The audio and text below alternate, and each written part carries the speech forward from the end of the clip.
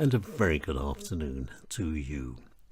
And now we're saying hello to Katalin Rat, the ice cold of fear, a true story from not so long ago.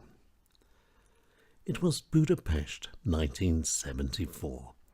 Autumn was passing into winter, and the cold was increasing each day.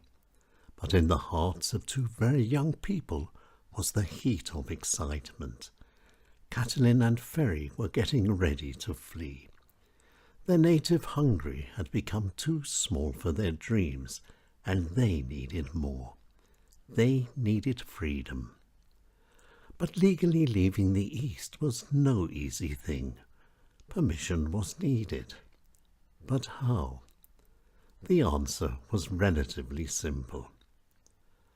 Having just completed their medical studies, a trip to Leningrad was nothing unusual. Many students did it. And to this end, Katalin and Ferry had joined the Hungarian Communist Youth Organization, KIS. And because Katalin and Ferry were two party members, the Ministry of the Interior had automatically approved their application for travel to Leningrad and this was unusual, a 2-day trip to Helsinki as well. A ministry stamp on their already KISS-approved application forms had been nothing more than a matter of form. If KISS says yes, then everyone else says yes as well. But there was something that neither KISS nor the Ministry of the Interior had known. KISS had only approved a journey to Leningrad.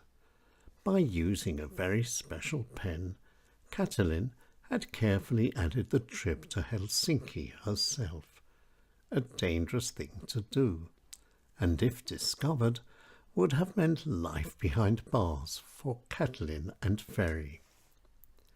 And there was one other risk too. Katalin and Ferry had 2 essential documents to take with them, and these were their future success.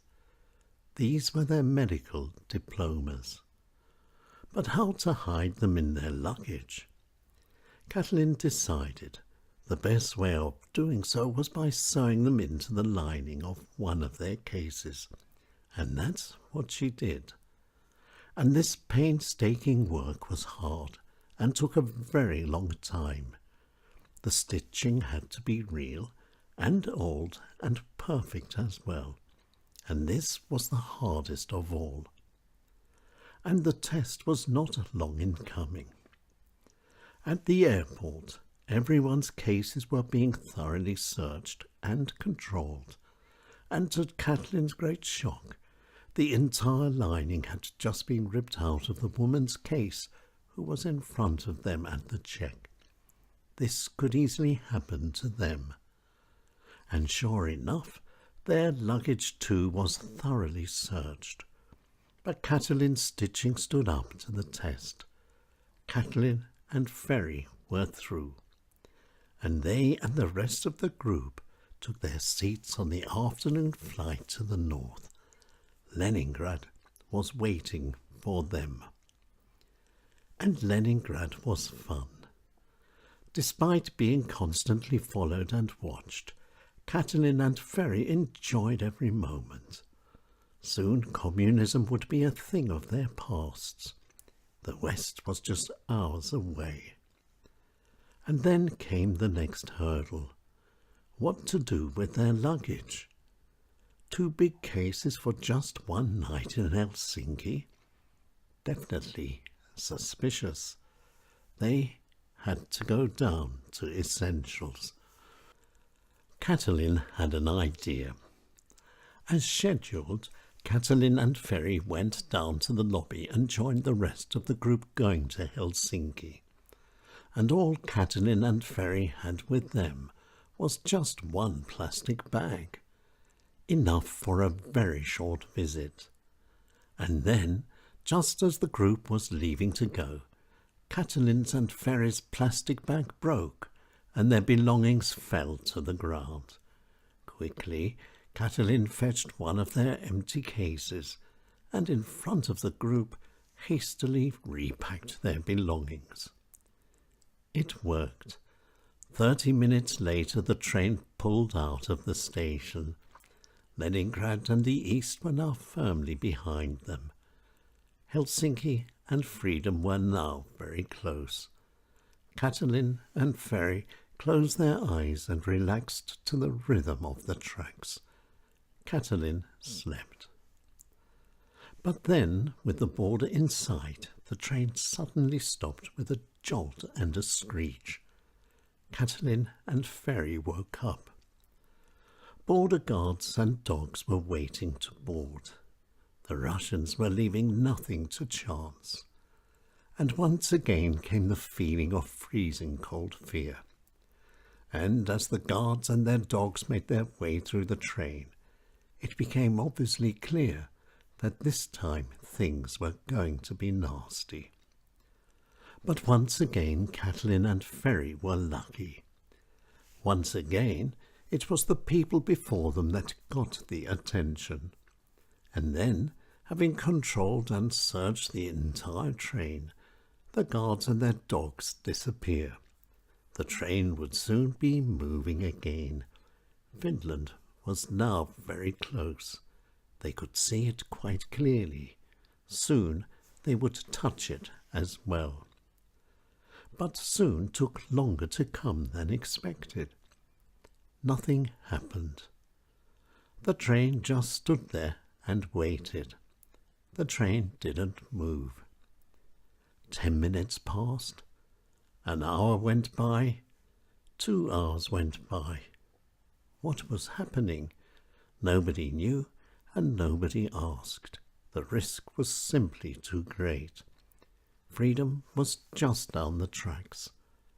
But would they ever get there? Everyone was nervous. And then, with a jolt, and then another jolt, the train started moving. Slowly at first, then faster and faster, but still the silence remained. No one believed they were moving.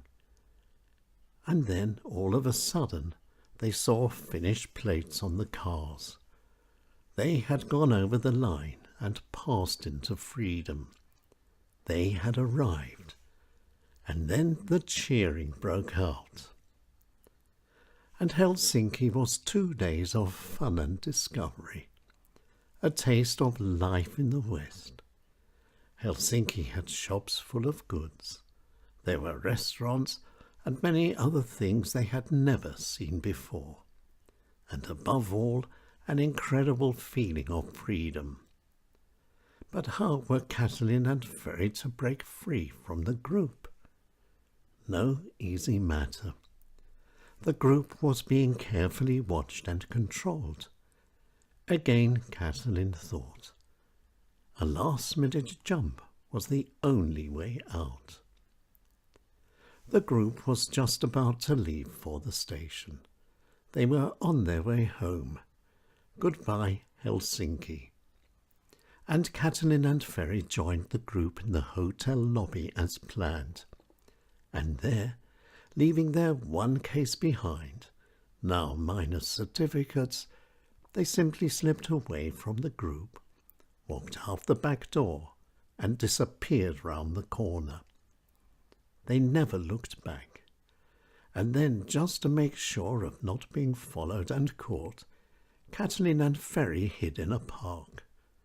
And long after dark, Katalin and Ferry made their way to the port and over the sea to Sweden by ship. And there they stayed for almost a year. Stockholm was home, and Stockholm was good.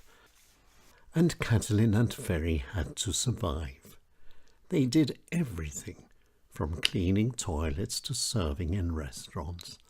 There was no job below them. And then they moved on.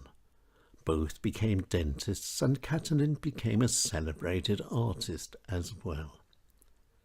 And hungry? Times have changed, as everyone knows.